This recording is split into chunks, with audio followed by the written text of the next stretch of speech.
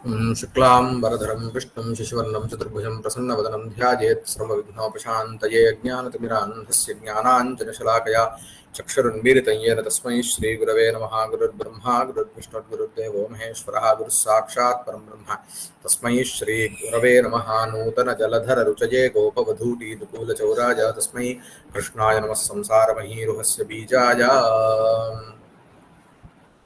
इदानीं यथा दीपिकायां अत्र प्रमाणांतर निरासः अथवा अन्यैः यत् प्रमाण यानि प्रमाणानि नैयायिकैः अङ्गीक्रियते तेषाम् अङ्गीकारः न भवति तस्य उपपादनं च तस्य निराकरणं नाम वैशेषिकमतनिराकरणं मीमांसकमतनिराकरणं च न्यून अधिकप्रमाण निराकरणम् इति अत्र क्रियते। शब्दोपमानयोर्नैव पृथक् प्रामाण्यमिष्यते अनुमानगतार्थत्वादिति वैशेषिकं मतम्। तर्हि वैशेषिक दर्शनस्य किं मतम् अभिप्रायः? शब्दोपमानयोः नैव पृथक् प्रामाण्यमिष्यते। नाम शब्दः उपमानं यत् चत्वारि प्रमाणानि नैयायिकैः अङ्गीक्रियते तेषु प्रमाणद्वयं वैशेषिकैः नाङ्गीक्रियते। तर्हि तेषां मते प्रत्यक्षम् अनुमानमिति प्रमाणद्वयमेव। तर्हि प्रत्यक्ष शब्द उपमानाभ्यां यादृशज्ञानं जायते नाम प्रमा जायते तर्हि तत् कथं वा अत्र उत्पाद्यतां? यतः शब्द प्रयोगेन तावत् बोधो भवति अवबोधो भवति इत्यनुभवः अस्ति। तर्हि तस्य निर्वहणं तैः कथं वा क्रियते इति चेत् अनुमानगतार्थत्वात् अनुमानेनैव तदपि भवति इति वैशेषिकं मतम्। तन्न सम्यक् विना व्याप्तिबोधं शब्दादिबोधतः तन्न सम्यक् इति तस्य निराकरणं खण्डनं क्रियते यत् वैशेषिकमतखण्डनं यत् अनुमानगतार्थत्वं शब्दोपमानयोः नैव भवति। यतः विना व्याप्तबोधं शब्दादिबोधतः व्याप्तिज्ञानं विना अपि शब्दात् शाब्दबोधो जायते इति अनुभवः अस्ति। अतः तद्वशात् उपमानादपि च उपमितिर्भवति इति अनुभूयते। अतः तत्र अनुमानगतार्थत्वं नाम अनुमानप्रमाणेनैव तत्राप्यवबोधो भवति इति वक्तुं तु नैव शक्यते इति। तर्हि किमुच्यते? वैशेषिकाणां मते प्रत्यक्षम् अनुमानं च प्रमाणं नाम प्रमाणद्वयमेव। शब्दोपमानयोस्तु अनुमानविधयैव प्रामाण्यं। शब्दोपमानयोः अनुमानविधयैव। कथम् अनुमानविधया? दण्डेन गामानयेत्यादि लौकिकपदानि यजेते इत्यादि वैदिकपदानि वा तात्पर्य विषय स्मारितार्थ पदार्थ संसर्ग प्रमापूर्वकाणि आकांक्षादिमत् पदकथं भगत्वात् घटमानयेति पदकथं भवत्। इदं तत्र दीपिकायामप्यागतं स्मर्यते। तर्हि अत्र इमानि पदानि दण्डेन कामानय इति लौकिकपदानि वा भवतु यजेत स्वर्गकामः इति वैदिकपदानि वा भवन्तु तेषां तात्पर्य विषय स्मारितार्थ पदार्थ संसर्ग प्रमापूर्वकाणि इति प्रमापूर्वकत्वं संसर्ग प्रमापूर्वकत्वम् अत्र अनुमीयते। तर्हि शाब्दबोधो नाम कः? शाब्दबोधो नाम अन्वयो हि शाब्दबोधः इति उच्यते। अन्वयः नाम पदार्थानां मध्ये विद्यमानः परस्परसम्बन्धः। यतः पदज्ञानेन नाम पदज्ञानात् शक्ति नाम शक्तिलक्षणान्यतरज्ञानसहकारेण पदार्थोपस्थितिर्भवति। तर्हि शाब्दबोधे किम् अपूर्वतया विषयः भवति इत्युक्तौ अन्वयः नाम पदार्थानाम् उपस्थितानां पदार्थानां यः परस्परम् अन्वयः सः एव तत्र अपूर्वः भवति। अतः एव सः शाब्दबोधः इत्युच्यते। इदानीं शाब्दबोधे अन्यतो गत्वा किमस्ति? पदार्थसंसर्गः। तर्हि तदेव अत्रापि उच्यते तात्पर्यविषयस्मारितपदार्थसंसर्गप्रमापूर्वकाणि इति तदेव अत्र साध्यत्वेन अत्र स्वीक्रियते। संसर्गप्रमापूर्वकत्वम् इति अत्र संसर्गविषयकप्रमापूर्वकत्वम् इति इमानि पदानि नाम एतेषां पदार्थानाम् एतैः पदार्थैः सह संसर्गो भवतु इति नाम तत्र संसर्गविषयक प्रमापूर्वकत्वेन नाम तथा तात्पर्येण एते शब्दाः प्रयुक्ताः। नाम गामानय इत्यत्र घटकर्मकमानयेन नाम घट कर्मत्व आनयन पदार्थानां परस्परं एवं नाम ते तथा विशेष संसर्गेण तत्र शाब्दबोध विषयक शाब्दबोध इति वक्तव्यम् अत्र तद् विषयक प्रमा विषयक ज्ञान इच्छया एतेषां पदानां प्रयोगः कृतः इति।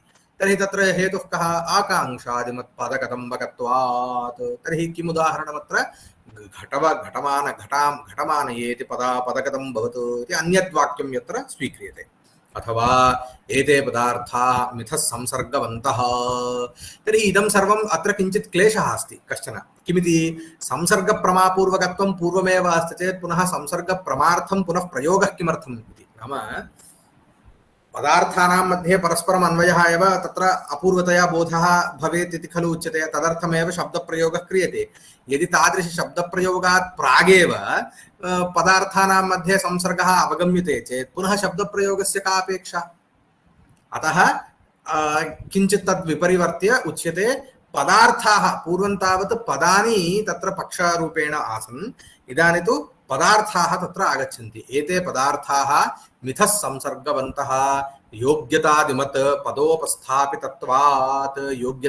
पदोपस्थापितत्वात् तादृशपदवत् इति दृष्टान्तेव दृष्टान्तान्तरेण साध्यसिद्धिः इति मिथः संसर्गवन्तः इत्येव संसर्गः एव पुनः अत्र आगतः पश्यन्तु तर्हि तत्र परस्परं यः सम्बन्धः सः एव अनुमेयः तर्हि यः शाब्दबोधे अपूर्वतया विषयः इति नैयायिकैरुच्यते खलु तद् वैशेषिकैः साध्यत्वेन अङ्गीक्रियते इति अत्र अभिप्रायः एवम् इदानीम् शाब्दबोधस्थले कथमित्युक्तम् इतः परम् उपमानस्यापि गतार्थत्वम् अनुमानगतार्थत्वम् उपपाद्यते एवं गवय व्यक्ति प्रत्यक्ष अनन्तरं गवयपदं गवयत्वप्रवृत्तिनिमित्तकम् एवमेव खलु अयं गवयपदवाच्यः अथवा गवयः गवयपदवाच्यः इत्युपमितिः इति तत्र नैयायिकैः उच्यते उपमितेः किं कथं स्वरूपं कथं भवति गवयः गवयपदवाच्यः इति तर्हि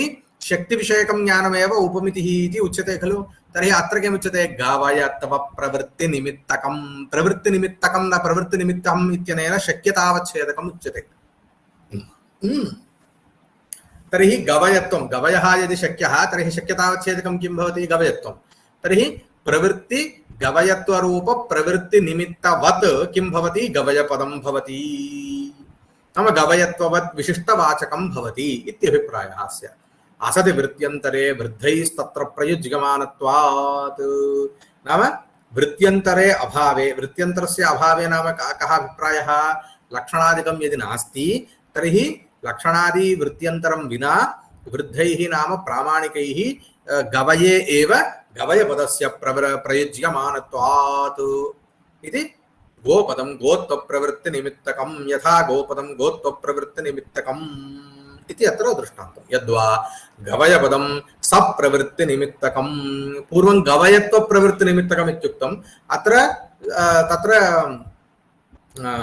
प्रवृत्तिनिमित्तसहितम् इत्येव उक्तम् नाम शक्यतावच्छेदकविशिष्टशक्तिविशिष्टम् इत्यभिप्रायः शक्यविशिष्टम् इत्यभिप्रायः बोधकम् इति साधुपदत्वात् इत्यनुमानेन पक्षधर्मताबलात् गवयत्वप्रवृत्तिनिमित्तकत्वं सिद्ध्यति इति अत्र उच्यते तन्मतं दूषयति तन्न सम्यक् किमर्थं व्याप्तिज्ञानं विना शाब्दबोधस्य अनुभवसिद्धत्वात् यदि व्याप्तिज्ञानं न स्यात् तर्हि शाब्दबोधो न भवति इति तावत् नैव अनुभूयते कदापि व्याप्तिज्ञानविलम्बेन शाब्दबोधो विलम्बः नाम तत्र शब्दात् ज्ञानं तत्र विलम्बितम् इति कदापि अनुभवः नास्ति इति कृत्वा तत्र शाब्दबोधः तावत् शब्दादेव व्याप्तिज्ञानादि अभावेपि जायते इत्यनुभवः अस्ति तदन्तर्भावेण तत्र शाब्दबोधरूप प्रमा अतिरिक्ता एव भवति अनुमित्यात्मिका न अतः तदर्थं स्वतन्त्रं पृथक् प्रमाणं शब्दरूपम् अङ्गीकर्तव्यम् न हि सर्वत्र शब्दश्रवणानन्तरं व्याप्तिज्ञाने प्रमाणमस्ति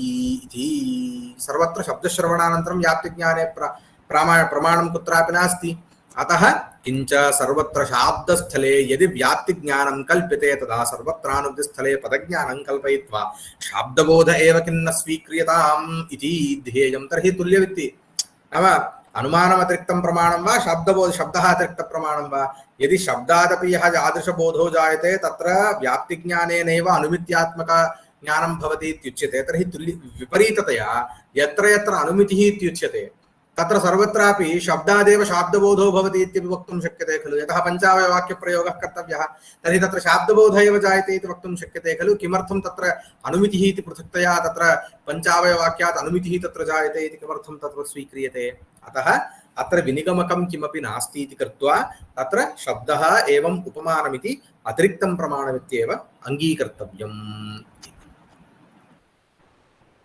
तदुत्तरं त्रैविध्यमनुमानस्य केवलान्वयिभेदतः द्वैविध्यं तु भवेद् व्याप्तेरन्वयव्यतिरेकतः अन्वयव्याप्तिरुक्तैव व्यतिरेकादिहोच्यते। इदं प्रायः तत्र आगतमेव अस्ति।